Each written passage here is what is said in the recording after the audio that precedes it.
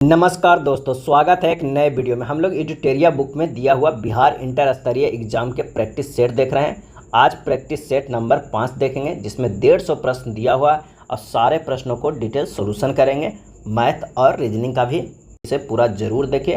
तो चलिए शुरू करते हैं। पहला प्रश्न है कि निम्नलिखित आधार पर हिमालय नदियाँ की प्रायद्वीपीय नदी से तुलना करें। निम्नलिखित के आधार पर हिमालय नदी की प्रायद्वीपीय नदी से तुलना करें। अधिकांश हिमालय नदियां बारहमासी है, जबकि अधिकांश प्रायद्वीपीय नदियां वर्षा पर निर्भर है। दूसरा है, हिमालय नदी की ढाल प्रायद्वीपीय नदी की तुलना में अधिक खड़ा है। तीसरा है, प्रायद्वीपीय नदी हिमालय नदी की तुलना में अपने रास्ते में अधिक क्षरण का कारण बनती है। और इसका सही आंसर हो जाएगा ऑप्शन ए। केवल 1 और 2 विकल्प जो है वो सही है। कथन 3 है जो गलत है। प्रायद्वीपीय नदी की तुलना में हिमालय नदियां अधिक क्षरण करती है, क्योंकि हिमालय क्षेत्र प्रायद्वीपीय क्षेत्र की तुलना में नवीन है और इसकी चट्टानें प्रायद्वीपीय क्षेत्र की तुलना में मुलायम है। साथ ही हिमालयन नदियां अधिक गतिशील होती है। नेक्स्ट प्रश्न है कि राजस्थान में स्थित खेतड़ी खदान किसके लिए प्रसिद्ध है। राजस्थान में स्थित खेतड़ी खदान किसके लिए प्रसिद्ध है, और इसका सही जवाब हो जाएगा ऑप्शन ए, तांबा के लिए प्रसिद्ध है। खेतड़ी राजस्थान में जयपुर जिले के अंतर्गत जयपुर नगर से 80 मील लगभग 128 किलोमीटर उत्तर में स्थित नगर है। खेतड़ी में भारत का एकमात्र तांबा उत्पादक संस्थान हिंदुस्तान कॉपर लिमिटेड है, जिस वजह से भी यह देश में विशेष स्थान रखता है। तांबा उत्पादन में अग्रणी मध्य प्रदेश एवं भंडारण में अग्रणी जो है वो राजस्थान है। अंडमान निकोबार द्वीप में गद्दीदार चोटी यानी सैंडल पीक कहाँ स्थित है, और इसका सही आंसर हो जाएगा ऑप्शन डी, उत्तरी अंडमान। अंडमान एवं निकोबार द्वीप समूह के उत्तरी अंडमान में स्थित सैडल पीक जो है वो 738 मीटर है, यहाँ की सर्वोच्च चोटी है। अगर सैडल पीक कहा जाए तो ये अवस्थित है उत्तरी अंडमान में, और माउंट थुलियर जो है वो ग्रेट निकोबार में है। अगर कई बार पूछा जाता है माउंट हैरियट, ये दक्षिणी अंडमान में अवस्थित है। नेक्स्ट है, निम्नलिखित में से वह कौन सा राज्य है जिसकी अंतर्राष्ट्रीय सीमाएं 3 देशों के साथ नहीं लगती है, और इसका सही आंसर हो जाएगा ऑप्शन सी, मिजोरम। पश्चिम बंगाल, सिक्किम और अरुणाचल प्रदेश की सीमा 3 देशों को स्पर्श करती है, जबकि मिजोरम राज्य की सीमा केवल 2 देश बांग्लादेश और म्यांमार के साथ सीमा बनाती है। निम्न में कौन सा राजस्थान का मरुस्थलीय जिला नहीं है, और इसका आंसर हो जाएगा ए, कोटा। राजस्थान में अरावली पर्वत स्थल के पश्चिम में विस्तृत मरुस्थलीय क्षेत्र है, जिसे मरुस्थल या थार का मरुस्थल के नाम से जाना जाता है। इसके अंतर्गत राज्य के 12 जिले मरुस्थलीय क्षेत्र में शामिल है, जैसे बाड़मेर, जैसलमेर और चूरू। कोटा मरुस्थलीय जिला नहीं है। निम्न में से किस महाद्वीप में सबसे अधिक देश है, और इसका सही आंसर हो जाएगा ऑप्शन सी, अफ्रीका। सर्वाधिक देशों वाला महाद्वीप जो है वो अफ्रीका है। इसमें कुल 54 स्वतंत्र देश है। अफ्रीका को अंध महाद्वीप भी कहा जाता है। एशिया में कितना देश है, तो 48 देश है। यूरोप की बात करें तो यूरोप में कितना है, 44 है। और उत्तरी अमेरिका में कितना है, तो उत्तरी अमेरिका में 23 है। निम्नलिखित में से कौन सा विश्व का कहवा पत्तन के नाम से जाना जाता है, और इसका सही आंसर हो जाएगा option B, Santos. Santos Brazil का एक समुद्री बंदरगाह है, जहां से विश्व में सर्वाधिक कॉफ़ी का निर्यात किया जाता है। इस कारण इसे विश्व का कहवा पत्तन कहा जाता है। दक्षिण अमेरिका का ब्राज़ील विश्व में सर्वाधिक कॉफ़ी उत्पादित करने वाला देश है।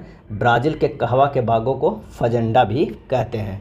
भारतीय संविधान की प्रस्तावना में किस प्रकार के न्याय की बात नहीं कही गई है, और इसका आंसर हो जाएगा ए, लोकतांत्रिक। भारतीय संविधान की प्रस्तावना में सामाजिक, आर्थिक और राजनीतिक न्याय की बात की गई है, जबकि लोकतांत्रिक शब्द का प्रयोग लोकतंत्रात्मक गणराज्य बनाने के लिए किया गया है। एक पंचायत समिति किस स्तर पर एक पंचायती राज संरचना का संचालन करती है, आंसर हो जाएगा ए, ब्लॉक स्तरीय निकाय। 73वें संविधान संशोधन अधिनियम 1993 द्वारा जोड़े गए संविधान के अनुच्छेद 243B में पंचायती राज व्यवस्था के 3 स्तरीय संरचना का उल्लेख है। इसमें है ग्राम स्तर, ग्राम पंचायत, ब्लॉक स्तर पर पंचायत समिति और जिला स्तर पर जिला पंचायत है। 1946 ईस्वी में गठित अंतरिम सरकार के मंत्रिमंडल में वित्त विभाग किसे सौंपा गया था, और इसका आंसर हो जाएगा ऑप्शन सी, लियाकत अली को। लियाकत अली को सौंपा गया था। भारत के अंतरिम सरकार का गठन कब हुआ था, तो हुआ था 2 सितंबर 1946 ईस्वी को भारत की नवनिर्वाचित संविधान सभा में हुआ था। पंडित जवाहरलाल नेहरू कार्यकारी परिषद के उपाध्यक्ष थे। विदेश विभाग था और राष्ट्रमंडल से संबंधित मामले थे। गृह, सूचना एवं प्रसारण वल्लभ भाई पटेल के था। बलदेव सिंह रक्षा मंत्री थे। राजा गोपालाचारी शिक्षा मंत्री। राजेंद्र प्रसाद जो थे वो क्या थे, खाद्य एवं कृषि मंत्री, रेलवे मंत्री आसफ अली को, श्रम मंत्री जगजीवन राम को और वित्त मंत्री लियाकत अली को। निम्न में से कौन सा मूल अधिकार केवल भारत के नागरिकों को प्राप्त है? आंसर हो जाएगा डी, अभिव्यक्ति का अधिकार। भारतीय संविधान में कुछ मूल अधिकार केवल भारत के नागरिकों को अनुच्छेद 15, 16, 19, 29 एवं 30 प्राप्त है, केवल भारतीयों को। भारत के संविधान का कौन सा अनुच्छेद भारतीय निर्वाचन आयोग की स्थापना से संबंधित है? और इसका सही आंसर हो जाएगा ए, अनुच्छेद 324 में भारतीय निर्वाचन आयोग के प्रावधान का वर्णन है। भारत का चुनाव आयोग एक स्वायत्त संवैधानिक आयोग है जो केंद्र तथा राज्यों में निष्पक्ष चुनावों को निष्पादित करता है। इसकी स्थापना कब हुई थी? तो इसकी स्थापना भी कई बार पूछा जाता है, तो 5 जनवरी 1950 ईस्वी को हुई थी। नेक्स्ट है, निम्नलिखित भारतीय राज्यों में से किसकी राज्य विधानसभा में सदस्यों की संख्या अधिक है? और इसका सही आंसर हो जाएगा ऑप्शन बी, हिमाचल प्रदेश। उपयुक्त विकल्पों में हिमाचल प्रदेश राज्य की विधानसभा में सदस्यों की संख्या जो है वो सर्वाधिक है। कितनी है? तो यहाँ पर हिमाचल प्रदेश में 68 है। अगर अरुणाचल प्रदेश के पूछा जाए तो 60 है, मणिपुर में भी कितना है? 60 है, और मेघालय में कितना है? 60 है। सबसे ज़्यादा जो कहा जाए वो कहाँ है? तो उत्तर प्रदेश में है, 403 है। कितना है? तो उत्तर प्रदेश में अगर हम बात करते हैं तो कितना है? 403 है। नेक्स्ट है, संसद के संयुक्त सत्र की अध्यक्षता कौन करता है? और इसका सही आंसर हो जाएगा ऑप्शन सी, लोकसभा का अध्यक्ष। संसद के संयुक्त अधिवेशन की अध्यक्षता लोकसभा अध्यक्ष द्वारा, और ये किस अनुच्छेद के तहत किया जाता है? तो ये अनुच्छेद 118 के अंतर्गत किया जाता है। हालांकि इस अधिवेशन को आहूत करने का अधिकार राष्ट्रपति को है। अभी तक कुल 3 बार संसद का संयुक्त अधिवेशन आयोजित किया गया है। कब कब? तो 1961 में दहेज प्रतिबंध विधेयक, 1978 में बैंकिंग सेवा विधेयक और 2002 में आतंकवाद निवारक विधेयक के समय किया गया है। अगला है, हाउस ऑफ द पीपुल को लोकसभा का नाम किस वर्ष दिया गया? हाउस ऑफ पीपुल्स को, और इसका सही आंसर हो जाएगा ऑप्शन ए, 1954 ईस्वी में 14 मई 1954 को लोकसभा नाम अपनाया गया है, हाउस ऑफ द पीपुल को। कृषि विपणन प्रणाली में सुधार के लिए भारत सरकार द्वारा अपनाया गया नीतिगत उपाय क्या है? आंसर हो जाएगा सार्वजनिक वितरण प्रणाली, पीडीएस, बिल्कुल सही। न्यूनतम समर्थन मूल्य, एमएसपी, ये भी सही। बफर स्टॉक का रखरखाव, ये भी सही। आंसर हो जाएगा डी, इनमें से सभी। सूची 1 और सूची 2 को सुमेलित करिए। धूसर क्रांति है उर्वरक यानी फर्टिलाइज़र से संबंध रखते हैं। गुलाबी क्रांति की अगर हम बात करें तो प्याज के उत्पादन में, और अगर हम बात करते हैं रजत क्रांति का तो यह है अंडे के उत्पादन में, और लाल क्रांति टमाटर और मांस के उत्पादन में। आंसर जो हो जाएगा वो हो जाएगा बी। नगद आरक्षित अनुपात को समझाया जा सकता है। नगद आरक्षित अनुपात को समझाया जा सकता है। आंसर हो जाएगा ए, जमा राशि का अंश जो बैंक आरबीआई के पास रखते हैं। आरक्षित नगद निधि सीआरआर रिजर्व बैंक मौद्रिक नीति को ही एक हिस्सा है। आरबीआई जब सीआरआर की प्रतिशत में वृद्धि करती है तो तरलता कम हो जाता है, जिससे महंगाई को नियंत्रित करने में मदद मिलती है। वर्तमान में सीआरआर की दर कितनी है? तो 4.5% है। अगला है, जैन धर्म श्वेतांबर एवं दिगंबर संप्रदायों में किसके शासनकाल में विभाजित हुआ था? और इसका आंसर हो जाएगा ए, चंद्रगुप्त मौर्य के समय में। जैन धर्म जो श्वेतांबर और दिगंबर चंद्रगुप्त मौर्य के समय में विभाजित हुआ था। जैन धर्म स्थूलबद्ध के नेतृत्व में श्वेतांबर और भद्रबाहु के नेतृत्व में दिगंबर समुदायों में बट गया था। भद्रबाहु ने कल्पसूत्र नामक पुस्तक की रचना की थी। अगला है, प्रसिद्ध रेशम मार्ग पर किस वंश के शासकों का अधिकार था? सही आंसर हो जाएगा ऑप्शन सी, कुषाणों का। चीन से निर्यात होने वाली रेशम मार्ग पर कुषाण शासकों का अधिकार होने के कारण उन्हें काफ़ी आर्थिक लाभ हुआ। कनिष्क का संबंध कुषाण वंश से था। नवपाषाण काल के औजारों के संबंध में निम्नलिखित में से कथनों पर विचार कीजिए और नीचे दिए गए कूट का सही विकल्प चुनें। औजार पॉलिश किए जाते थे। इस अवधि में ओखल और मूसल का उपयोग अनाज को पीसने के लिए किया जाता था। आंसर हो जाएगा ऑप्शन सी, दोनों सही है। हर्षवर्धन को नर्मदा नदी के तट पर किसने रोका? हर्षवर्धन को नर्मदा नदी के तट पर किसने रोका? सही आंसर हो जाएगा ऑप्शन ए, पुलकेशिन द्वितीय।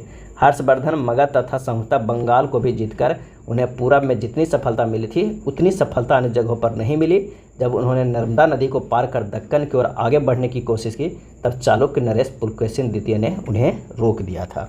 मोहम्मद गोरी ने किस युद्ध में पृथ्वीराज चौहान को हराया था? और इसका सही आंसर हो जाएगा बी, तराइन का द्वितीय युद्ध।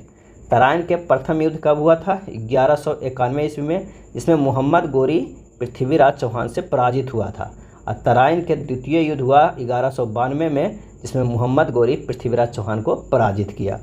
अगला है सांकेतिक मुद्रा व्यवस्था किसने लागू की थी? और इसका सही आंसर हो जाएगा ऑप्शन डी, मोहम्मद बिन तुगलक ने। मुद्रा व्यवस्था में मोहम्मद बिन तुगलक का सबसे महत्वपूर्ण कार्य था सांकेतिक मुद्रा का प्रचलन। उस समय चांदी का सिक्का टंका तथा तांबे का सिक्का जीतल कहलाता था। मोहम्मद बिन तुगलक ने प्रतीक मुद्रा के रूप में चांदी के सिक्के के स्थान पर कांसे के सिक्का प्रचलित किया और प्रतीक मुद्रा पर अरबी तथा फारसी दोनों भाषाओं में लेख थे। बर्नी के अनुसार सुल्तान विदेशी राज्यों को जीतना चाहता था, इसके लिए धन की आवश्यकता थी, साथ ही सुल्तान की उदारता और अव्यवस्था से खजाना खाली था। नेक्स्ट है, मध्यकालीन भारत में खराज किससे संबंधित था? और इसका सही आंसर हो जाएगा ऑप्शन डी, भूमि कर से। मध्यकाल में गैर मुस्लिम से लिए जाने वाला भूमि कर को खराज कहा जाता था और मुस्लिम से लिए जाने वाला भू राजस्व को क्या कहता था? तो वो उस्र कहते थे। जकात मुस्लिम से लिए जाने वाला एक धार्मिक कर था जो संपत्ति का कितना 40वां हिस्सा होता था। किसने कहा था कि 1857 की घटना का प्रारंभ धर्म के संघर्ष के रूप में हुआ था और उस घटना का अंत स्वतंत्रता संग्राम के रूप में हुआ? आंसर हो जाएगा ए, डॉक्टर एस.एन. सेन ने। 10 मई 1857 ईस्वी को मेरठ से 1857 की क्रांति की शुरुआत हुई और इस क्रांति के समय भारत का गवर्नर जनरल लॉर्ड कैनिंग थे। अगला है, 1919 में खिलाफत समिति का गठन कहाँ किया गया था? आंसर हो जाएगा ऑप्शन बी, बम्बई में।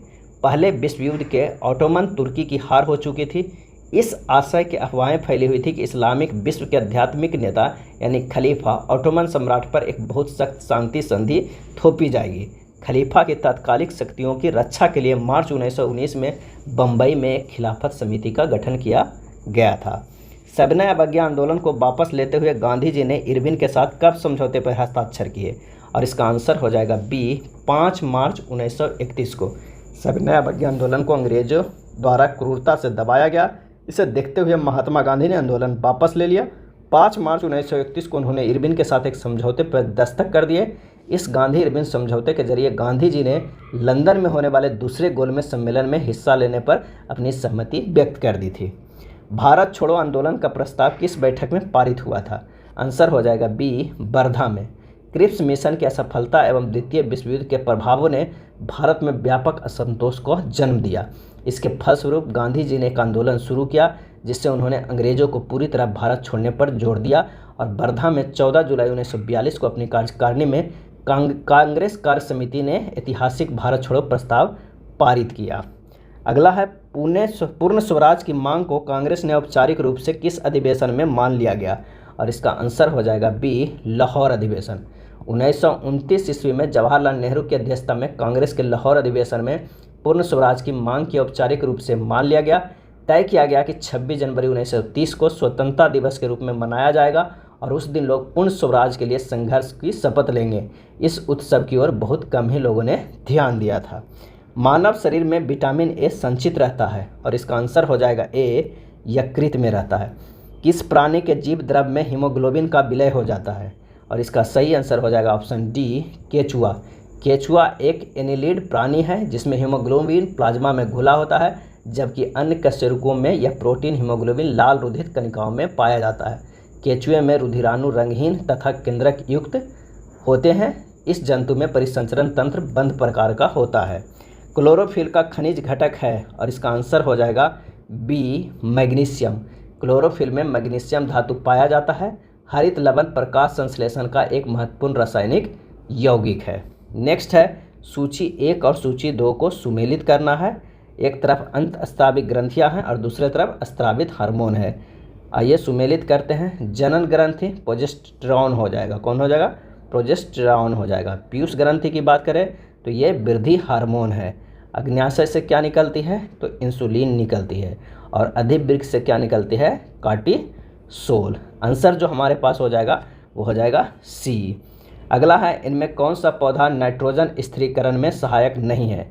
इनमें से कौन सा पौधा है जो नाइट्रोजन स्थिरीकरण में सहायक नहीं है? इसका सही जवाब हो जाएगा ऑप्शन डी, धान। दलहनी फसलें यथा चना, मटर, सेम और अरहर आदि की मूल ग्रंथियों में विभिन्न प्रकार के जीवाणु पाए जाते हैं जो एक नाइट्रोजन स्थिरीकरण में सहायक होते हैं। धान के खेत में प्रायः नाइट्रोजन की कमी हो जाती है, जिसकी पूर्ति हेतु मुख्यतः यूरिया, नीलहरी शैवाल, एजोला आदि का प्रयोग किया जाता है। पौधे में अर्धसूत्री विभाजन के अध्ययन के लिए सबसे उपयुक्त भाग कौन सा है? और इसका सही आंसर हो जाएगा ऑप्शन सी, परागकोश। कौन सा है? तो वो है परागकोश। कुन्नैन जो मलेरिया के लिए एक प्रमुख औषधि है, वह प्राप्त होती है, और इसका सही आंसर हो जाएगा ऑप्शन ए, आवृतबीजी पादप से। कुन्नैन मलेरिया के उपचार के लिए एक प्रमुख औषधि है, जिसे सिनकोना नामक पौधे की छाल से प्राप्त किया जाता है। यह पौधा एक आवृतबीजी पादप है। कुन्नैन एक प्राकृतिक श्वेत क्रिस्टलीय एल्केलॉइड है, जिसका स्वाद तीखा होता है। इसका उपयोग जोड़ों के दर्द तथा प्रियन उत्पन्न रोगों के उपचार में किया जाता है। बीसीजी वैक्सीन का इस्तेमाल किसकी रोकथाम के लिए किया जाता है? आंसर हो जाएगा ऑप्शन सी, क्षय रोग। बीसीजी यानी बैसिलस कॉलमेट ग्यूरिन का टीका तपेदिक या राज्य लक्षमा यानी टीबी के बचाव के लिए शिशु के जन्म के तुरंत बाद लगाया जाना चाहिए। यह टीका यदि जन्म के तुरंत बाद न लगाया गया हो तो शिशु के जन्म से 12 माह के अंदर तक दिया जा सकता है। अगला है एथलीट फुट बीमारी होती है। एथलीट फुट बीमारी होती है, सही जवाब हो जाएगा ऑप्शन बी, फफूंद से। मनुष्य के शरीर में पसलियों के कितने जोड़े होते हैं? सही जवाब हो जाएगा ए, 12 जोड़े होते हैं। मनुष्य के शरीर में पसलियों की कुल संख्या 12 जोड़ी अर्थात 24 होती है, और प्रत्येक पसली बच्च के सामने की ओर उरोस्थित से तथा पीछे की ओर बच्चे कशेरुकों से संदिग्ध रहती है। निम्नलिखित में से कौन सी एक ऊष्मा की इकाई नहीं है? और इसका सही आंसर जो हो जाएगा वो हो जाएगा डी, वाट। ऊष्मा एक प्रकार की ऊर्जा है जो पदार्थों के मध्य तापांतर को व्यक्त करती है। ऊष्मा एक स्थान से दूसरे स्थान को स्थानांतरित होती है, और यह स्थानांतरण हमेशा अधिक ताप वाले पदार्थ से कम ताप वाले पदार्थ के मध्य होता है। ऊष्मा का मापन कैलोरी है। अगला है, रेगिस्तान में मृग मरीचिका बनाने वाली घटना किस कारण होती है? आंसर हो जाएगा ए, पूर्ण आंतरिक परावर्तन के कारण होता है। यदि किसी वस्तु पर लगाए गए बल की दिशा वस्तु की दिशा के विपरीत दिशा में होती है तो वस्तु की गति पर क्या प्रभाव पड़ता है? और इसका सही आंसर हो जाएगा ऑप्शन सी, कम होती है। यदि वस्तु की गति दिशा में बल लगाया जाए तो वस्तु की गति में वृद्धि होगी। बैटरी का आविष्कार किसने किया था? सही आंसर हो जाएगा ऑप्शन बी, वोल्टा ने। 1799 ईस्वी में अलेस्सांड्रो वोल्टा ने सर्वप्रथम बैटरी का आविष्कार किया था। सन 1749 में बेंजामिन फ्रैंकलिन ने बैटरी शब्द का प्रयोग किया था। किस तापमान पर सेल्सियस और फ़ारेनहाइट मेल खाते हैं यानी सेम होते हैं? तो आंसर हो जाएगा ऑप्शन सी, -40 डिग्री सेंटीग्रेड पे। लेंस की क्षमता मापी जाती है। लेंस की क्षमता मापी जाती है तो आंसर हो जाएगा डायोप्टर में। क्षमता बराबर जो हमारे पास होता है वो 1/f होता है, यानी 1 क्या होता है? फोकस दूरी होता है, जहाँ पर f मीटर में हो। लोला की कालावधि टाइम पीरियड, आंसर हो जाएगा बी, लंबाई के ऊपर निर्भर करती है। लोला की कालावधि उसकी लंबाई के ऊपर निर्भर करती है। नेक्स्ट है, रमन प्रभाव का प्रकाश की उन किरणों से संबंध है जो आर पार जाती है। आंसर हो जाएगा डी, सभी पारदर्शी माध्यम के। रमन प्रभाव के अनुसार एकल तरंगदैर्घ्य प्रकाश किरणें जब किसी भी पारदर्शक माध्यम जैसे ठोस, द्रव्य या गैस से गुजरती है तब इसकी प्रकीर्णित किरणों का अध्ययन किया जाए तो उसके मूल प्रकाश की किरणों के अतिरिक्त स्थिर स्तर पर बहुत कम तीव्रता की किरणें भी उपस्थित होती है। इन किरणों को रमन किरणें कहते हैं। चांदी की वस्तुएं अधिक समय तक खुले में रखने पर खाली स्थान बनने के कारण काली हो जाती है, और इसका सही आंसर हो जाएगा ऑप्शन डी, Ag2S। निम्नलिखित में से भारी मशीनों प्रयोग किया जाने वाला स्नेहक कौन सा है? और इसका सही आंसर हो जाएगा ऑप्शन सी, ग्रेफाइट। क्या हो जाएगा? ग्रेफाइट। और Ag2S कौन सा फार्मूला से बनता है ये भी देख लीजिए कि अगर 4Ag + O2 + 2H2S अगर करेंगे तो 2Ag2S + 2H2O होगा।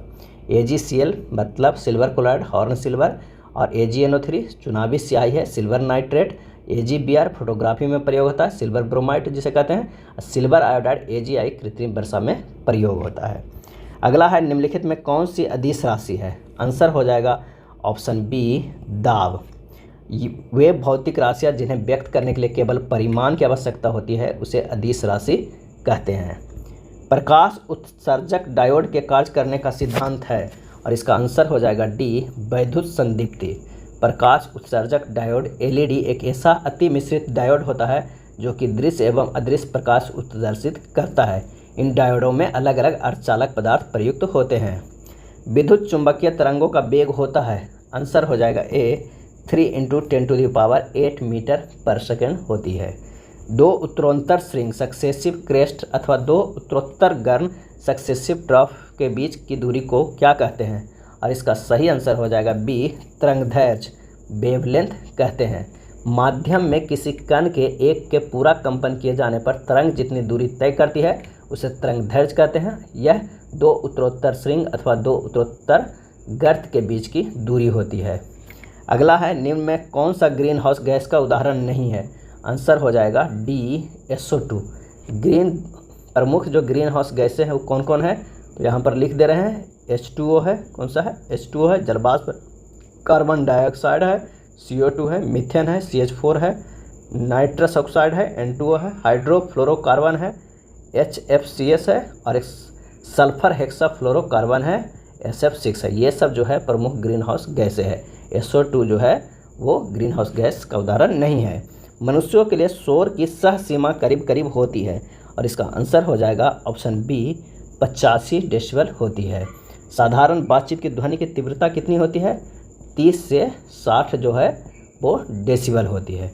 निम्नलिखित में कौन सा कार्बोहाइड्रेट जंतुओं में ऊर्जा का भंडार माना जाता है? आंसर हो जाएगा ऑप्शन सी ग्लाइकोजन। मानव शरीर में यकृत, लीवर कार्बोहाइड्रेट उपापचय के अंतर्गत ग्लाइकोजन का निर्माण एवं संचय करता है। अगला प्रश्न है, एक घर में 100 वाट क्षमता वाले 5 बल्ब लगातार 20 घंटे तक जलाए जाते हैं तो संपूर्ण विद्युत खर्च होगी। 100 वाट के कितने बल्ब? 5 वाट। अब कितने घंटे? तो 20 घंटे। हो गया कितना? 5 100 गुना 100 बराबर हो गया 10,000, और 1000 बराबर 1 यूनिट हुआ तो 1000 से भागा दे देंगे तो हमारे पास हो जाएगा 10 यूनिट। आंसर जो हो जाएगा ऑप्शन सी हो जाएगा। कलपक्कम के फास्ट ब्रीडर टेस्ट रिएक्टर में प्रयुक्त ईंधन है। आंसर हो जाएगा ऑप्शन सी प्लूटोनियम। क्या है?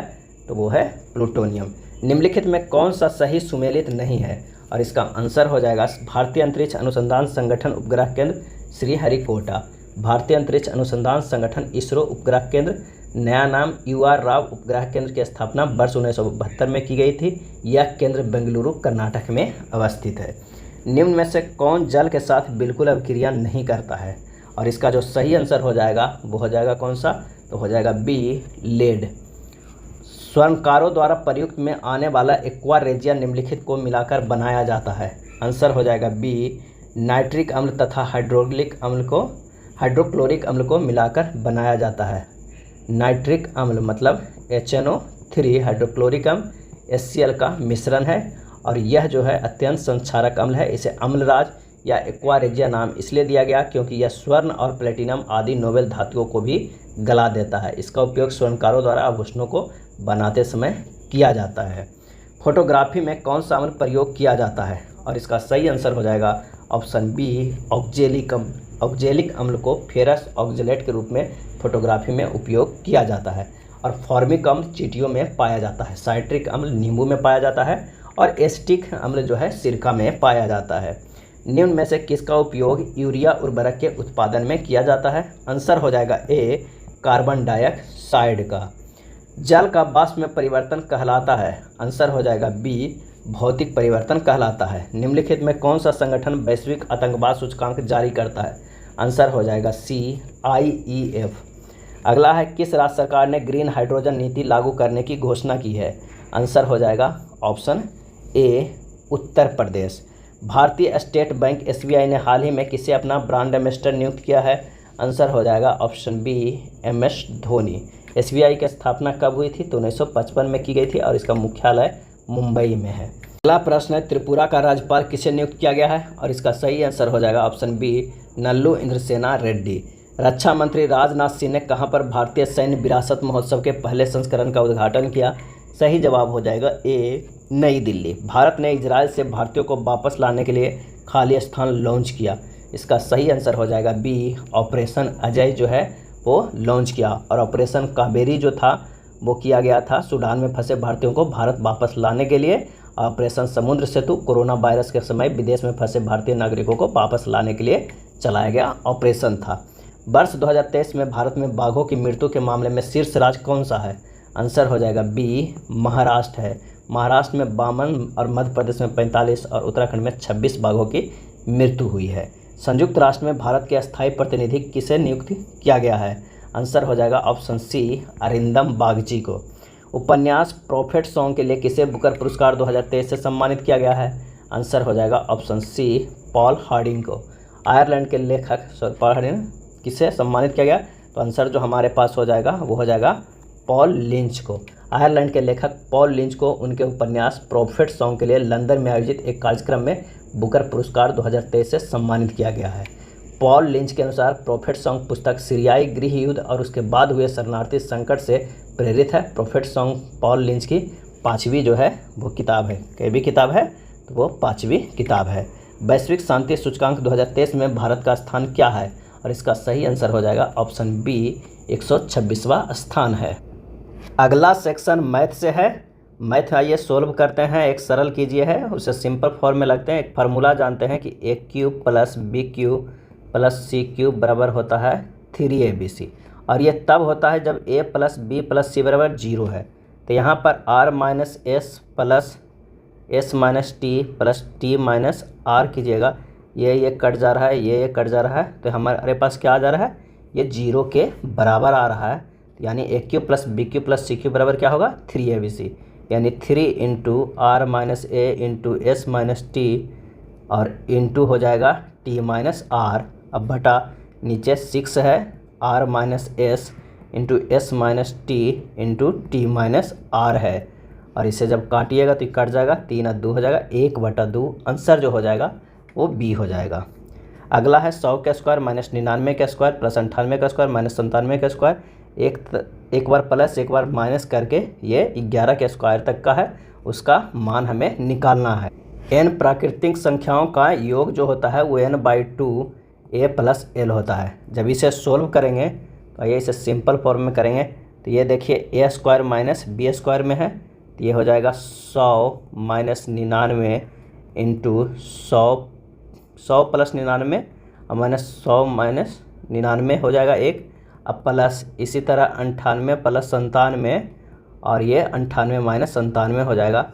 ये डॉट डॉट कहाँ तक जाएगा? तो ये 12 प्लस 11 इंटू 12 माइनस 11 तक जाएगा। जब इसे और सॉल्व कीजिएगा तो ये हो जाएगा 100 plus 99 plus 98 plus dot dot 12 plus 11 तक जाएगा। अब मान रख लीजिए सम बराबर 90/2 100 प्लस 11, क्योंकि हमारे पास होता है n/2 a प्लस l। तो इसे जब सोल्व कीजिएगा तो 45 गुना 111 आ जाएगा। आंसर हो जाएगा 4995। आंसर हो जाएगा ऑप्शन सी। दो संख्याएं 9:7 के अनुपात में है। यदि उनका महत्तम समवर्त 6 है तथा उनका लघुत्तम समवर्त ज्ञात कीजिए। तो हमारे पास जो संख्या है वो कितना है? 9 और 7 के अनुपात में है, और एक का महत्तम समवर्त जो है वो 6 है। उनका महत्तम समवर्त 6 है तो 6 से गुना कर दीजिए, इसमें भी 6 से गुना कर दीजिए, ये 54 हो जाएगा, ये 42 हो जाएगा। और दोनों को अगर हम एलसीएम ले लेंगे तो हमारे पास कितना आ जाएगा? तो 378 आ जाएगा। आंसर सी हो जाएगा। 72 का वर्ग 216 और एक संख्या के गुणनफल के बराबर है तो संख्या ज्ञात करें। तो 72 गुना 72 बराबर 216 प्लस x है। 216 प्लस x नहीं है, 216 गुना x है, क्योंकि एक संख्या के गुणनफल के बराबर है। तो x का मान हो जाएगा कितना? 24 हो जाएगा। इधर से भागा दे देंगे, काट पीट कर देंगे तो आंसर आ जाएगा 24। ऑप्शन सी हो जाएगा। जब एक संख्या को 14 से विभाजित किया जाता है तो शेष 9 बचता है। यदि उस संख्या के वर्ग को 14 से विभाजित किया जाता है तो शेष क्या बचेगा? और इस तरह के प्रश्न के शेष को वर्ग करने में विभाजित किया जाता है, यानी x/14 बराबर 9 बच रहा है, और 9 के स्क्वायर करके 14 करना है, तो हमारे पास शेषफल बचेगा वो है 11। आंसर ए सही हो जाएगा। रंगीन ब्लॉक की कुल संख्या 1260 है। यदि लाल ब्लॉक और नीले ब्लॉक का अनुपात 2:5 है तथा नीले ब्लॉक और पीले ब्लॉक का अनुपात 15:7 है तो पीले ब्लॉक की संख्या कितनी होगी? लाल और नीले का कितना था? 2:5 था, और नीले और पीले का कितना था? तो वो था 15:7 था। तो लाल अनुपात नीले अनुपात पीले बराबर हो जाएगा, सोल्व कीजिएगा तो 30:75:35 हो जाएगा। तो हमारे पास पीले ब्लॉक की संख्या कितना है, तो 1260 में टोटल कितना 140 से 35 गुना कर देंगे, आंसर आ जाएगा कितना, तो ये आ जाएगा 315, आंसर हो जाएगा ए। यदि दो समरूप त्रिभुजों के क्षेत्रफल 36:121 के अनुपात में है तो उनकी संगत भुजाओं का अनुपात क्या होगा। तो उनकी संगत भुजाओं का अनुपात जो होगा तो रूट में हो जाएगा √36/√121 यानी 6:11, आंसर हो जाएगा ए। पी, क्यू और आर साझेदार है और एक व्यवसाय में निवेश करते हैं। पी कुल निवेश का 1/5 भाग निवेश करता है और क्यू कुल निवेश का 1/4 भाग निवेश करता है। पी, क्यू, आर के निवेशों का क्रमशः अनुपात क्या है, हमें ये निकालना है। तो कुल निवेश जो है 5 और 4 का एलसीएम कितना हो जाएगा, तो वो हो जाएगा 20। तो पी, क्यू, आर बराबर हो जाएगा 4, 5, 11, आंसर जो हमारे पास हो जाएगा वो हो जाएगा कितना, डी हो जाएगा। अगला प्रश्न है, एक मिश्रण में दूध तथा पानी का अनुपात 1:4 है। मिश्रण में थोड़ा दूध मिलाया जाता है जिससे दूध और पानी का अनुपात 2:1 हो जाता है। प्रारंभिक मिश्रण का कितने प्रतिशत दूध मिलाया गया है। तो पहला अनुपात है 1:4 है। अब उसमें कह रहा है कि दूध और दूध मिलाया जाता है, यानी एक में x लीटर दूध मिलाया जाता है। पहले ये 4 था, तो अब बन के कितना हो जा रहा है, 2:1 हो जाता है। यहाँ से हो जाएगा 1 + x बराबर कितना हो जाएगा, 8 हो जाएगा। x बराबर कितना हो जाएगा, 7, यानी 7 लीटर जो है हमारा ये मिलाया जाता है। अब 7 पहले मिलाया जाता है, पहले कितना था मिश्रण, 4, 1, 5 था, तो कितना परसेंटेज हो गया, तो ये दूध का प्रतिशत जो हो जाएगा 140, आंसर हो जाएगा ए। बी और सी एक काम को क्रमशः 20, 30 और 60 दिन में पूरा कर सकते हैं। यदि बी और सी दोनों हर तीसरे दिन ए की सहायता करते हैं तो ये इस काम को कितने दिन में पूरा करेगा। तो ए और बी और सी का जो है क्या कर लेना है हमें, तो ये सबसे पहले हमें निकाल लेना होगा क्या, एलसीएम आ जाएगा 60। ए की जो क्षमता हो जाएगा वो 3 हो जाएगा, बी की क्षमता 2 हो जाएगा, सी की क्षमता 1 हो जाएगा। अब कह रहा है कि ए कितना है, पहला दिन करा, दूसरा दिन भी ए करा, तीसरा दिन जो हो कह रहा है वो आ जा रहा है बी और सी दोनों, यानी 3 + 2 + 1 ये तीनों आ जा रहा है, यानी 3, 3, 6, 3, 9, 10, 11, 1, 12, यानी 3 दिन कार्य होता है। तो कितना कार्य होता है, 12 कार्य। और हमारे पास जो एलसीएम आया था टोटल कार्य वो था 60 कार्य था, अब 12 कार्य, तो 60/12 भागा देंगे तो ये 5 बार में लग जाएगा और उसको 3 दिन एक होता है, तो 15 दिन। आंसर जो हमारे पास आ जाएगा वो कितना दिन होगा, 15 दिन। सही जवाब हो जाएगा बी। पाइप ए, बी और सी किसी टंकी को क्रमशः 30, 40 और 60 घंटों में भर सकते हैं। पाइप ए, बी और सी एक ही दिन में क्रमशः सुबह 7, 8 और 10 बजे चालू किया जाता है तो टंकी किस समय भर जाएगी। तो क्षमता जो अगर है ए का है वो 4 हो जाता है, बी का 3 हो जाएगा और सी का कितना हो जाएगा, 2 हो जाएगा, क्योंकि कुल धारिता जो है एलसीएम लेके कितना आया था, 120 आया। अब पाइप ए द्वारा सुबह 10 बजे तक भरी गई है तो मात्र हमारे पास कितनी है, तो 4 × 3 = 12 इकाई भरी गई है। और पाइप बी द्वारा सुबह 10 बजे तक अगर भरा जाएगा, यानी ये 8 बजे चलता है तो 2 घंटा, तो 2 अब गुना कितना हमारे पास है इसकी क्षमता, 3, यानी 6 इकाई भरा गया। और ये क्या है, तो 10 बजे चालू किया जाता है, कितने में, तो 10 बजे अगर चालू किया जाता है तो सी के द्वारा हमारे पास क्या हो जाएगा, सी के द्वारा तो 0 होगा, क्योंकि हमें 7 और 8 को निकाले हैं 10 बजे तक। अब 10 बजे के बाद जो है वो तीनों मिलके चलेगा, तो बची हुई पहले कितना था, 12, 6, 18, यानी 120 में से 18 घटा देंगे तो कितना हो जाएगा, 102 इकाई बचा है। अब 102 इकाई जो है वो तीनों मिल के चल रहा है, यानी 10 बजे से, तो 4 और 3 + 2 करेंगे तो ये हो जाएगा, 102 में भाग दे देना है, 4, 3, 7, 9 से 11.1/3 घंटा होगा। यानी 10 बजे तक तो वो चला था, ये दोनों ए और बी, और 10 बजे से तीनों चला है, तो 10 बजे + 11.1/3 आवर, यानी 9:20 शाम तक चलता रहेगा। आंसर जो हो जाएगा सी। नेक्स्ट है, बिना रुके हुए कोई ट्रेन 50 किलोमीटर/आवर के औसत चाल से चलती है तथा रुक रुक कर यह 40 किलोमीटर/आवर के औसत चाल से चलती है। हर घंटे यह ट्रेन औसतन कितने मिनट रुकती है। तो हमारे पास जो टी होता है, एक फार्मूला होता है F - S जो होता है टी घंटे होता है। तो आइए इस पे मान रखते हैं, जहाँ पर टी है रुकने का समय, F है बिना रुके गति, S है ठहराव के साथ गति। तो टी बराबर हो जाएगा 50 - 40 बटा 50 बराबर हमारे पास हो जाएगा 1/5 घंटे, यानी हमारे पास हो जाएगा वो है 12 मिनट। आंसर हो जाएगा ए।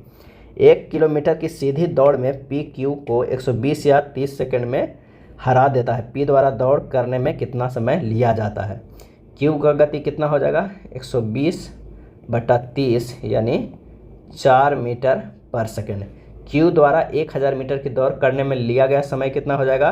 तो वो हो जाएगा 1000/4 सेकंड यानी 205 सेकंड हो जाएगा। तो पी द्वारा दौड़ पूरा करने में लिया गया समय तो 250 माइनस जो हो जाएगा 30 यानी 220 सेकंड हो जाएगा। सही जवाब हो जाएगा ए।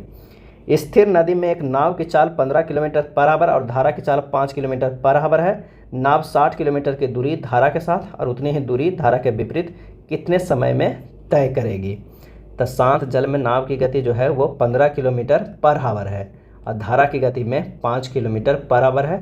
तो धारा के अनुकूल गति करेगा तो कितना होगा? 15 + 5 जुड़ जाएगा 20 और धारा के प्रतिकूल 15 - 5 करेगा तो ये 10 हो जाएगा। अब धारा की अनुकूल गति में लिया गया समय कितना होगा? 60/20 कर दीजिए तो 3 घंटा और प्रतिकूल में लिया गया समय 60/10 कर दीजिए तो 6 घंटा। तो कुल समय 6 × 3 = 9 हो जाएगा। आंसर हो जाएगा ऑप्शन डी। 1 केजी चावल के मूल्य में 50% की वृद्धि होती है और चावल का पुराना मूल्य 60 रुपये है। चावल का नया जो मूल्य क्या है? तो चावल की नई कीमत बराबर हो जाएगा 60 × 3/2 बराबर 90 रुपया। कितना हो जाएगा? 90 रुपया। आंसर जो हमारे पास हो जाएगा बी। यदि सेब की कीमत में 30% कम कर दी जाती है तो ग्राहक 140 रुपये में 5 और सेब खरीद सकता है। सेब की घटी हुई दर ज्ञात कीजिए। तो सेब की घटी हुई कीमत बराबर होगा 140 × 30/5 × 100 बराबर हो जाएगा 8.4 रुपया। डायरेक्ट निकल जाएगा। आंसर जो हो जाएगा वो हो जाएगा डी। एक मेज और एक कुर्सी का क्रय मूल्य क्रमशः 400 रुपया और 1200 रुपया है। मेज और कुर्सी को क्रमशः 50% और 20% के लाभ पर बेचा जाता है। तो दोनों की बिक्री को मिलाकर कुल कितना लाभ हुआ? अगर हमारे पास मेज का जो है वो 400 है, 50% लाभ पे तो कितना पे बेचा गया? तो ये बेचा गया 600 पे। ये 1200 के 20% पे लाभ पे बेचा गया तो कितना हो गया? ये इसमें लाभ हुआ 1200 और प्लस ये 20% कितना हो जाएगा? तो ये हो जाएगा 240 रुपया। कितना हो जाएगा? 240 रुपया। यानी टोटल जो 12 × 6 18, 18 × 2 240 रुपया में बेचा गया। अब पहले बेचता तो कितना? 1600 में। यानी लाभ जो हमारे पास आया वो कितना है? 440 रुपया का लाभ हुआ है। तो हमारे पास लाभ परसेंट बराबर जो हो जाएगा, लाभ परसेंट बराबर कितना हो जाएगा? तो 440 × 100 बटा कितना? 16। 100 में जब इसे काटिएगा तो 4 × 4 = 16, 11 × 4 = 44, 144 2 ही हो गया, ये 55 हो गया। 55/2 यानी कितना हो जाएगा? तो 27.5%। आंसर जो हो जाएगा ऑप्शन सी हो जाएगा। कौन सा हो जाएगा? सी हो जाएगा। अनिल अपने ग्राहक को एक टी शर्ट पर 15% की छूट प्रदान करता है, फिर उसे 25% का लाभ होता है। 500 रुपये अंकित मूल्य के टी शर्ट का वास्तविक कीमत यानी क्रय मूल्य क्या होगा? तो पहले 15% की छूट करता है। 500 रुपया के अगर हमारे पास जो है टी शर्ट है और उस पर छूट करता है 15% यानी 85 में खरीदता ना चाहिए, लेकिन फिर भी उसे लाभ कितना होता है? 25% यानी 125 हो जाएगा। कर देंगे तो आंसर जो सीधे सीधे आएगा 340 रुपया। आंसर ए हो जाएगा। अगला प्रश्न है, साधारण ब्याज पर 3 वर्ष में 1500 रुपया की धनराशि 2175 रुपया हो जाती है। यदि ब्याज दर में 3% की वृद्धि कर दी जाए तो नई धनराशि क्या हो जाएगी? 1500 रुपया से ये बढ़ के कितना हो जा रहा है? 2175 रुपया हो रहा है। यानी जो हमारे पास ब्याज आ रहा है वो कितना? 675 रुपया आ रहा है। अगर ब्याज दिया हुआ है, समय दिया हुआ है और मूलधन दिया हुआ है तो हमारे पास जो है वो दर निकल जाएगा कितने? तो ये 15% आएगा। अब कह रहा है 15% में 3% की अगर वृद्धि कर दी जाए तो कितना हो जाएगा? 18%। अब 18% 3 साल में कहा जाएगा। यानी मूलधन हमारे पास 1500 दिया हुआ है, दर जो दिया हुआ है 18% है और समय जो है 3 वर्ष। इससे साधारण ब्याज निकल जाएगा।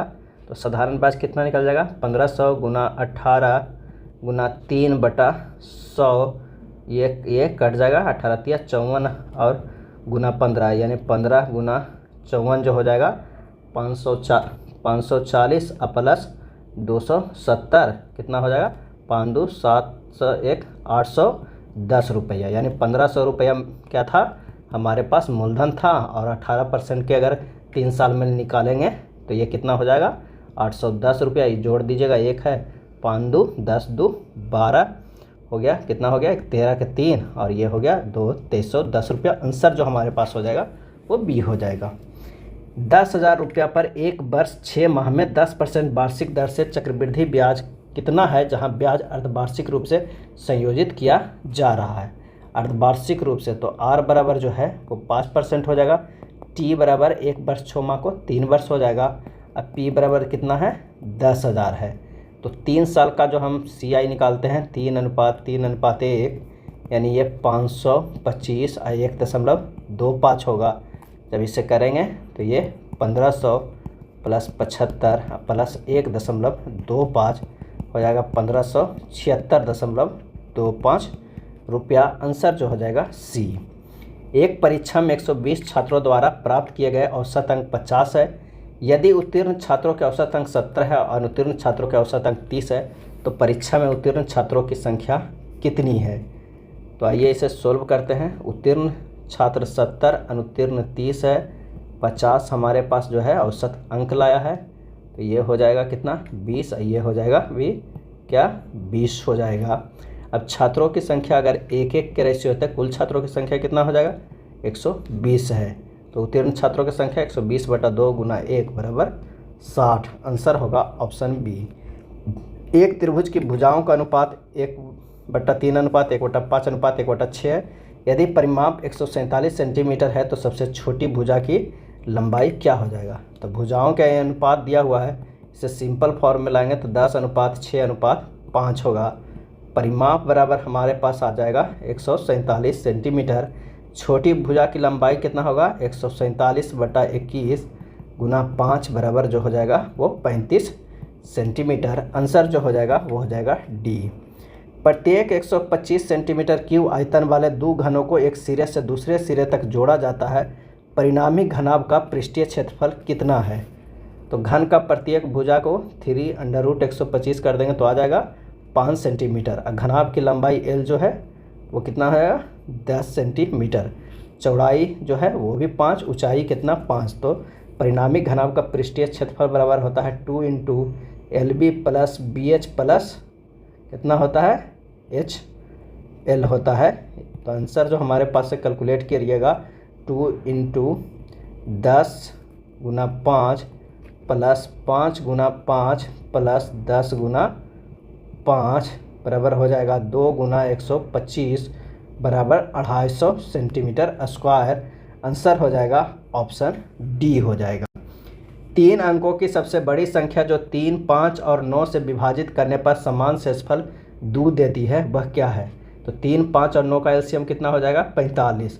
3 अंकों की सबसे बड़ी संख्या कितनी हो जाएगी 999।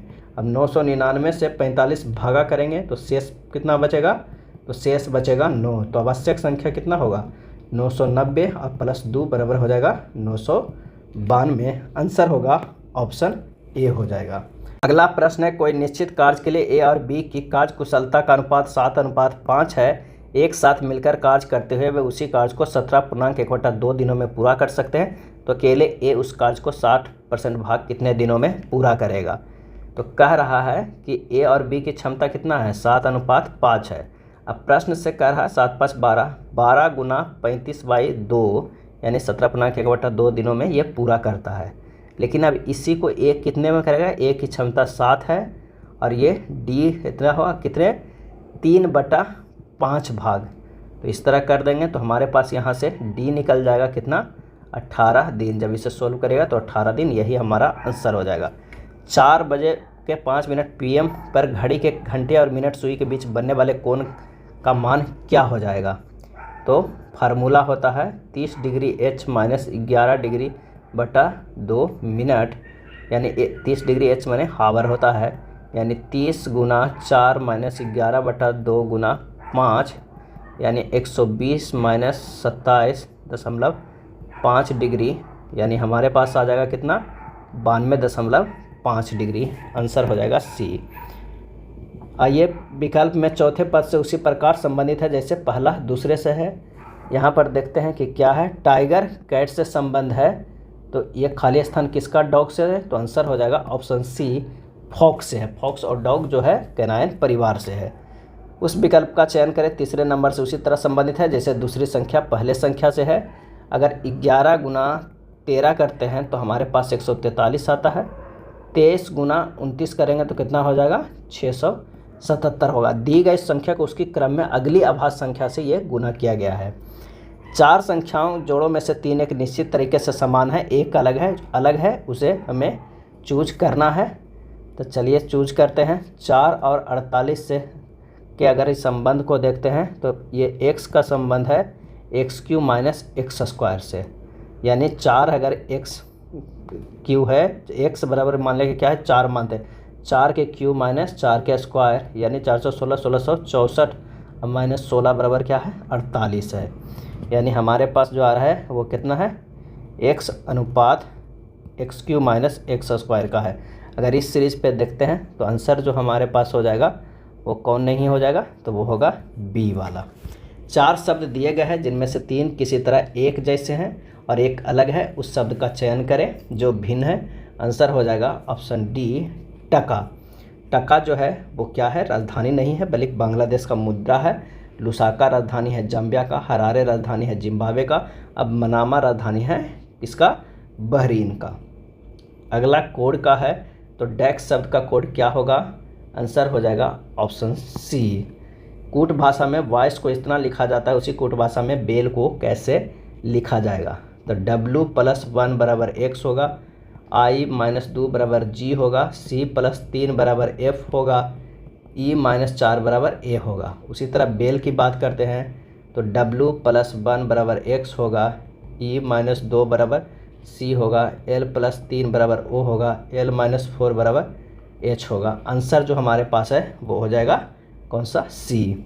निश्चित कूट भाषा में फ्राई को 147 लिखा जाता है, उसी भाषा में सेज को कैसे लिखा जाएगा, तो सभी अक्षरों को जोड़कर अक्षरों की संख्या से गुना कर दीजिए तो आ जाएगा। F के 6 होता है, R का 18 होता है, बाई के 25 होता है, कितना आ गया 49, और कितने लीटर का है सब, 3 लीटर का, तो 3 से गुना कर दीजिए, आंसर हो जाएगा 147। उसी तरह S का होता है 19, E का होता है 5, I का होता है 9 और Z का होता है कितना 26 और A का होता है हमारे पास कितना, सॉरी ये A नहीं है E है, E का होता है वो है 5, सब जोड़ जाड़ के आता है 64, उसमें से 5 को है तो 5 से गुना कर देंगे 320 आ जाएगा, आंसर हो जाएगा डी। श्रृंखला को पूर्ण करेगा कौन सा ऑप्शन, तो आंसर हो जाएगा ऑप्शन सी।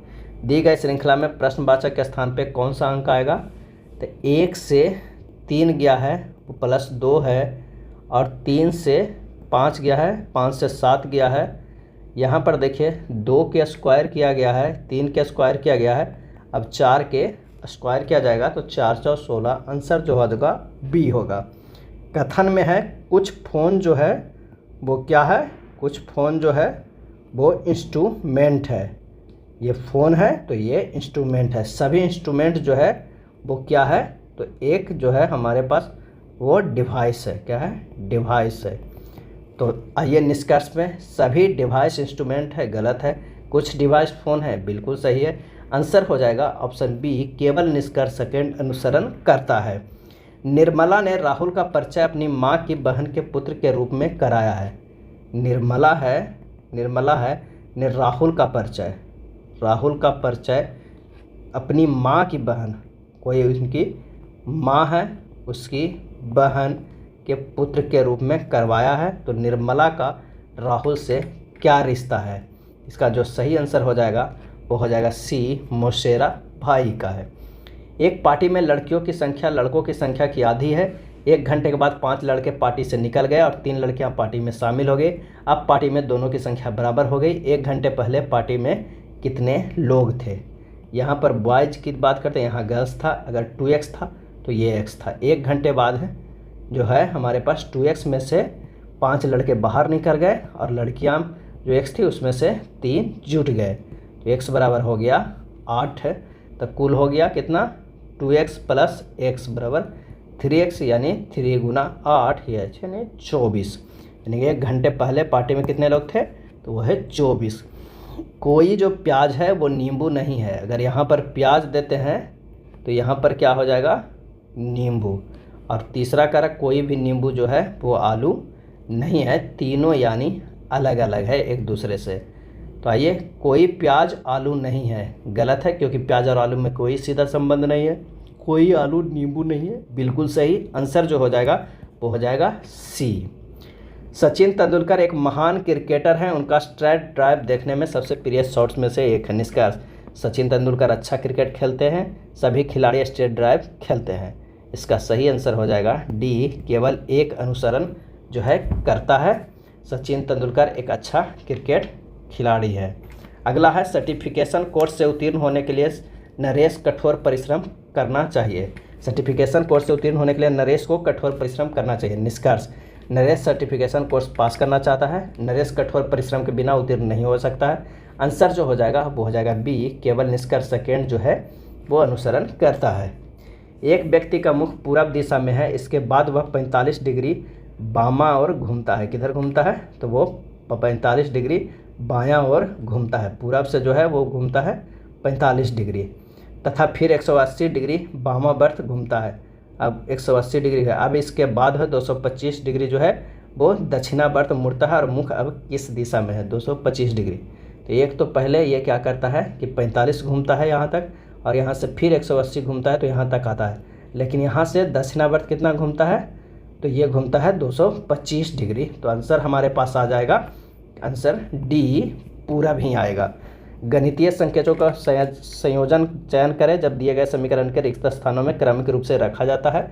बोर्ड मास का प्रश्न है, इसे सोल्व कीजिएगा। आंसर हो जाएगा बी। विस्मिता पूरब में 200 मीटर चलती है, फिर दाएं मुड़ती है। पूरब में 200 मीटर चलती है, फिर दाएं मुड़ती है, फिर 210 मीटर चलती है। ये 210 मीटर है, ये 200 मीटर चलकर एक अस्पताल पहुंचती है। आरंभिक बिंदु और अस्पताल के बीच की न्यूनतम दूरी कितनी होगी, तो हमें ये दूरी जो है वो निकालना होगा। तो ये हो जाएगा कितना, तो ये एक ट्रिपलेट है 20, 21 और ये क्या हो जाएगा 29, यानी वो शून्य दे दीजिए 290 मीटर का। प्लस और माइनस तथा संख्या 4 और 8 को आपस में बदलने के बाद सही समीकरण का चयन करें। आंसर हो जाएगा ऑप्शन बी। 29 जून 2010 को सप्ताह का कौन सा दिन था, और इसका सही आंसर हो जाएगा ऑप्शन डी, मंगलवार था। कौन सा था, तो मंगलवार था। क्यों था, तो इसे दिन अगर 29 है, महीना 5वां है, शताब्दी 6 है, ईयर कितना है 10 है, इसमें लीप ईयर कितना 2 आया, भागा दे दीजिए 7 से, शेष जो बचेगा वो बचेगा 3 को हम लोग क्या कहते हैं, मंगलवार। अगर इसका बेहतरीन वीडियो देखना चाहते हैं तो सनबिक मैथ पे अपलोड किया गया है, आप जाकर देख सकते हैं कैलेंडर का। दिए गए 4 विकल्पों में कौन सा विकल्प नीचे दिए गए शब्दों का सार्थक क्रम को दर्शाता है। आंसर हो जाएगा ऑप्शन सी। सबसे पहले मानसून आएगा, फिर वर्षा होगा, बाढ़ आएगा, बचाव होगा, शरण होगा, उसके बाद राहत होगा। शब्द के अक्षर व्यवस्थित तथा संख्यांकित दिए गए हैं। दिए गए विकल्पों में से वह विकल्प चुनिए जो दिए गए अक्षरों को अर्थपूर्ण शब्द बनाने का सही क्रम है। तो अगर हम देखते हैं इसे करके तो क्या बनता है, कंडक्ट बनता है। क्या बनता है, conduct, CONDUCT, conduct. Option A हो जाएगा। 4 आदमी एक बस में चढ़ते हैं जिसमें 6 खाली सीटें हैं, वह कितनी प्रकार से बैठ सकते हैं, तो 6P4 से होंगे, यानी फैक्टोरियल 6/6 माइनस 4 यानी फैक्टोरियल 6/2। आंसर हो जाएगा इसे कैलकुलेट 6 गुना 5 गुना 4 गुना 3 गुना फैक्टोरियल 2 और नीचे फैक्टोरियल 2 है, कट जाएगा। आंसर हो जाएगा कितना 360। आंसर डी हो जाएगा। शब्द कोश क्रम में कौन सा शब्द तीसरा दिखाई देगा, तीसरा दिखाएगा। आंसर हो जाएगा सी, सेंटिमेंटली। दिए गए प्रश्न में लुप्त संख्या ज्ञात करें। इसमें लुप्त है 21 + 31 करेंगे तो ये 52 हो जा रहा है बराबर। 39 + 46 करते हैं तो ये 85 हो जा रहा है। ये अब प्लस ये करेंगे तो 46। 16 + 83 करेंगे तो हमारे पास कितना हो जाएगा बराबर में, तो ये हो जाएगा 99। आंसर होगा डी। दूसरी संख्या पहली संख्या से किस तरह संबंधित है, तो आइए देखते हैं। संबंध का प्रश्न है। अगर हम 24 में से भागा 3 करते हैं तो ये 8 होता है। यानी इस 24 में से शुरुआत वाला से भागा करेंगे तो 8 होगा, 12 में से 2 भागा देंगे तो 6 होगा। यही हमारा आंसर हो जाएगा, ऑप्शन सी हो जाएगा। यदि आगामी परसों रविवार है तो आगामी कल के दिन गत परसों का कौन सा दिन होगा? तो आगामी परसों बराबर हो जाएगा कौन सा? तो वो हो जाएगा रविवार। आगामी कल बराबर हो जाएगा रविवार -1 बराबर क्या हो जाएगा? शनिवार हो जाएगा। शनिवार के संदर्भ में गत परसों, शनिवार -2 बृहस्पतिवार। आंसर होगा सी। चलिए उस विकल्प का चयन करें जिसमें संख्याएं उसी प्रकार संबंधित है जैसे निम्नलिखित समूह की संख्याएं हैं। तो 240 अगर है तो इसे लिख सकते हैं 11 + 19 इंटू 19 - 11 यानी 30 × 8 बराबर 240। ऑप्शन बी में अगर देखते हैं जो कि आंसर जो होगा वो होगा ऑप्शन बी। इसमें भी देखते हैं तो 12 + 8 × 12 - 8 बराबर 20 × 4 बराबर 80 हो जाएगा। आंसर जो हमारे पास बी होगा। संख्याओं के 4 युग्म दिए गए हैं जिनमें से 3 किसी निश्चित प्रकार से एक जैसे हैं, कोई एक अलग है। उस संख्या युग्म का चयन कीजिए शेष युग्मों से जो हमारे पास है वो अलग है। तो 7 × 6 42, 4 × 4 16, 5 × 5 25, 8 × 2 16 होना चाहिए, लेकिन यहाँ पर 56 दिया हुआ है। आंसर हो जाएगा डी। 4 संख्या जोड़ दिए जाए जिनमें से 3 किसी न किसी रूप में एक जैसे हैं, एक भिन्न है जो अलग से चुने। आंसर हो जाएगा बी। 11:111 को छोड़कर अन्य सभी विकल्प में दूसरी संख्या पहली संख्या से विभाज्य है, लेकिन ये इससे ये विभाज्य नहीं है। इससे ये विभाज्य है, इससे विभाज्य है, इससे विभाज्य, लेकिन इससे विभाज्य नहीं है। इसको इस तरह लिखा जाता है। मिनट को उसी कुट भाषा में कैसे लिखा जाएगा? आइए देखते हैं। MEANT यानी पहले 2 और अंतिम 2 अक्षरों को आपस में बदल दिया गया है और मध्य वर्णमाला को 1 से बढ़ा दिया गया है। यानी इसको बदल देंगे यहाँ पर ये M हो जाएगा, ये E हो जाएगा। 1 को +1 करके B कर देंगे, यहाँ हमारे पास N हो जाएगा और यहाँ पे T हो जाएगा। आंसर जो आएगा वो होगा C। यदि मार्केट को 15 के रूप में कोडित किया जाता है, सबमरीन को 21 के रूप में कोडित किया जाता है, तो कन्वेंशनल को कैसे कोडित किया जाएगा? तो शब्दों की संख्या जितना दिया हुआ है उससे 2 से गुना करके 3 जोड़ दीजिए। मार्केट में 6 दिया हुआ है, गुना 2 कर देंगे 12 + 3 है, यही 15 दिया हुआ है। और सबमरीन में 9 है, गुना 2 + 3 किया है तो 21 हो गया है। कॉन्वेंशनल में ये कितना दिया हुआ है? तो 12 गुना 2 + 3 करेंगे तो कितना होगा? 27। आंसर हो जाएगा सी। कौन सा विकल्प दी गई श्रृंखला को पूर्ण करेगा? इसका सही आंसर हो जाएगा ऑप्शन बी। प्रश्नवाचक के स्थान पे कौन से आएगा हमें ये देखना है। तो आइए देखते हैं कौन सा। यहाँ 23 से शुरू होने वाला आभास संख्याओं की एक श्रृंखला है। जो अगली आभास संख्या होगी वो है 23 से 29 से 31, 37 से 41, 43, 47 सब आभास संख्या। अब जो होगा वो कौन सी संख्या हो जाएगा? अब है अगली संख्या कौन होगी? तो वो है 53। आंसर हो जाएगा सी। चलिए प्रश्नवाचक के स्थान पे क्या आएगा ये देखना है। तो 9 + 6 + 4 कितना हो गया? 19 हो गया। 19 में से 2 गुना करेंगे तो 38 हो जाता। 3 2 5, 5 5 से 10, और 10 में से 2 से गुना करते हैं तो ये आ जा रहा है 20। 8 3 7 और 3 10, 8 18, और अगर 18 में से 2 करेंगे, 18 गुना 2 करेंगे तो कितना आ जाएगा? 36। आंसर हो जाएगा बी। चलिए ध्यान से पढ़े और नीचे दिए गए प्रश्न का उत्तर दें। ब्लड रिलेशन का है, इसे आप सोल्व कर लीजिएगा। इसका जो आंसर हो जाएगा वो हो जाएगा कौन सा? सी, पोता होगा। क्या होगा? पोता होगा। 4 मित्र कैरम खेल रहे हैं, कैरम बोर्ड के चारों ओर बैठे हैं। बी सी के दाएं है। बी जो है वो क्या है? सी के दाएं है को है। डी ए के बाएं को है। डी जो है वो ए के बाएं को है, सी के बाएं को कौन बैठा है? आंसर जो हो जाएगा वो हो जाएगा हमारे पास, तो आंसर हो जाएगा डी, ए बैठा है। यदि ए = 2, आर = 5, एस = 8, ओ = 4, ई = 3 हो तो निम्नलिखित में किन अक्षरों का योगफल सबसे कम होगा? आंसर जो हो जाएगा वो हो जाएगा किसका? तो इसका जो है 15 हो जाएगा, इसका हो जाएगा कितना? 18, इसका हो जाएगा 19, इसका भी 19। आंसर हो जाएगा डी। मैट्रिक्स का प्रश्न है, इसे आप सोल्व कर लीजिएगा, काफ़ी इजी होता है। इसका आंसर जो हो जाएगा वो हो जाएगा 140 का ए नंबर, 86 33 89 04 31। अगला प्रश्न डाइस का है। प्रश्नवाचक की जगह पर कौन सी संख्या है, आप इसे सोल्व कर लीजिएगा। इसका आंसर हम बता रहे हैं, इसका आंसर जो हो जाएगा वो 1 हो जाएगा।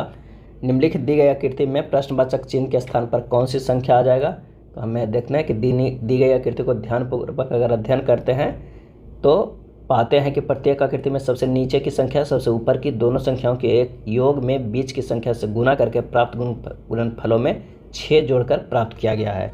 किस तरह, तो 8 + 9 गुना 6 + 6 बराबर हो जाएगा कितना, तो वो हो जाएगा 17 गुना 6 + 6 यानी 102 + 6 यानी 108।